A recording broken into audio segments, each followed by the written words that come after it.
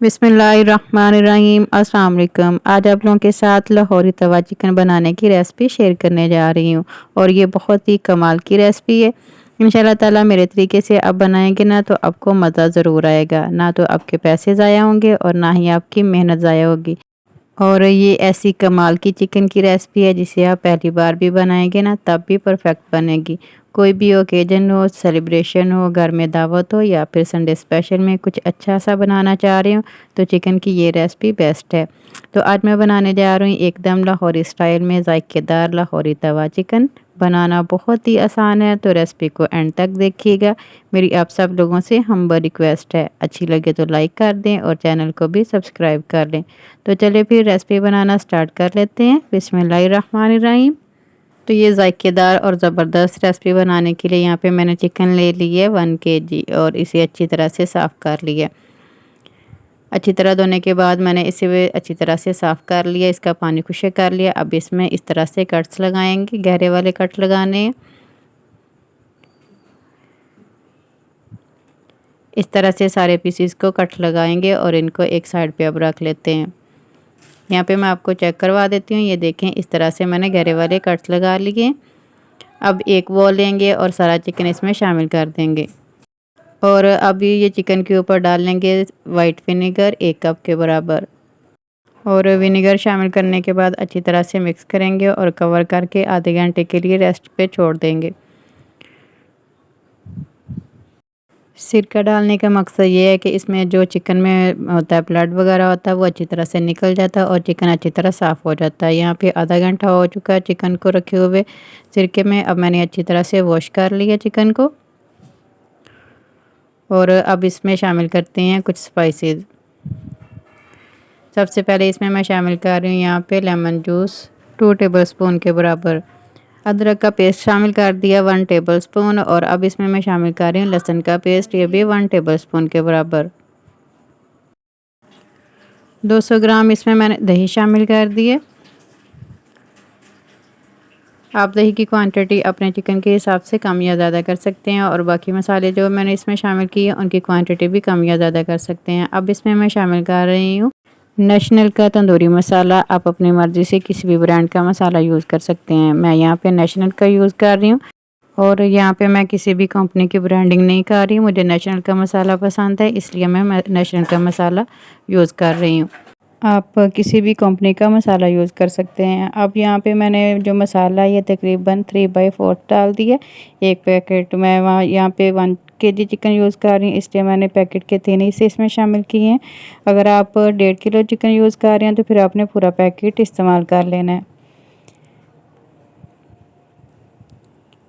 ये जो बाकी मसाला बच गया ना इसको अच्छी तरह से आपने रैप कर लेना, अच्छी तरह से इसे बंद करके रख लेना ताकि बाद में यूज़ कर सकें।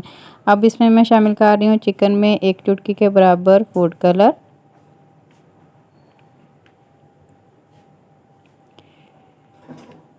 फूड कलर से कलर बहुत ही ज़बरदस्त आता है। और अब अच्छी तरह से मैरिनेशन कर लेंगे सारे मसालों को चिकन के ऊपर। हाथ से अच्छी तरह से मैरिनेट कर लेंगे सारे चिकन को मसाले में। इस तरह से अच्छी तरह से मसाला लगाएंगे। सारे कट्स जो हमने लगाए हैं ना चिकन में उनके ऊपर अंदर बाहर सारे ऊपर नीचे अच्छी तरह से मसाला लगा लेंगे। और यहाँ पे आप चेक कर सकते हैं मैंने चिकन को अच्छी तरह से मैरिनेट कर लिया। अब इसे कवर करके रख देंगे 1 घंटे के लिए फ्रिज में। और यहाँ पे 1 घंटे के बाद मैंने चिकन को फ्रिज से निकाल लिया है। माशाल्लाह से आप देख सकते हैं अच्छी तरह से मैरिनेट हो चुका है। अब हमें चाहिए 1 अदद तवा और तवा मैंने चूल्हे पे रख दिया और अब इसके ऊपर डाल देते हैं थोड़ा सा कुकिंग ऑयल तकरीबन 2 टेबलस्पून के बराबर। ब्रश की मदद से इस तरह से सारी साइडों पे इसे स्प्रेड कर लेंगे ऑयल को। और अब जैसे ही तवा गर्म होता है तो जो हमने मैरिनेट करके रखा हुआ ना चिकन वो इस पे ऊपर डाल देंगे इस तरह से।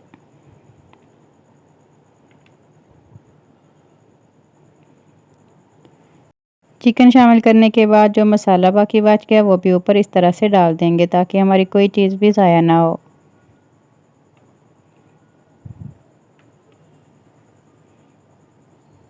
यहाँ पे मैंने सारा मसाला डाल दिया और अब 1 अदद मैंने प्याज ले लिया और इसे ब्रिक चॉप कर लिया। अब इसे कद्दूकश भी कर सकते हैं। मैंने इसे ऑमलेट कट कर लिया बारीक और ये इस तरह से साइडों पे रख लेंगे। इस तरह से एक मज़ेदार सा ग्रेवी, मज़ेदार सा मसाला भी हमारा तैयार हो जाएगा चिकन के साथ।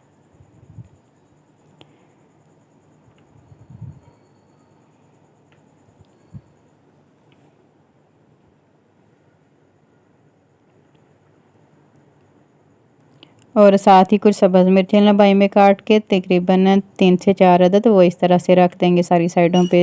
सब्ज़ मिर्चों से फ्लेवर बहुत ही ज़बरदस्त आता है, तो लाज़मी आपने सब्ज़ मिर्चों का यूज़ करना है। अब कवर करेंगे और तकरीबन 5 से 6 मिनट के लिए लो फ्लेम पर पकने के लिए छोड़ देंगे।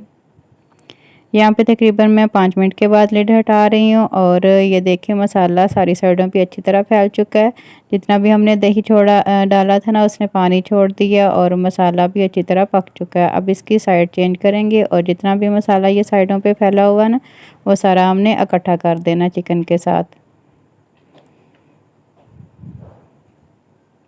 खुशबू माशाल्लाह बहुत ही ज़बरदस्त आ रही है। जो हमने इसमें तंदूरी मसाला यूज़ किया है ना, उसकी बहुत ही ज़बरदस्त बनकर तैयार होगा इंशाल्लाह। अब जितना भी ये मसाला साइडों पे फैला हुआ है सारा हम इकट्ठा कर देंगे चिकन के साथ।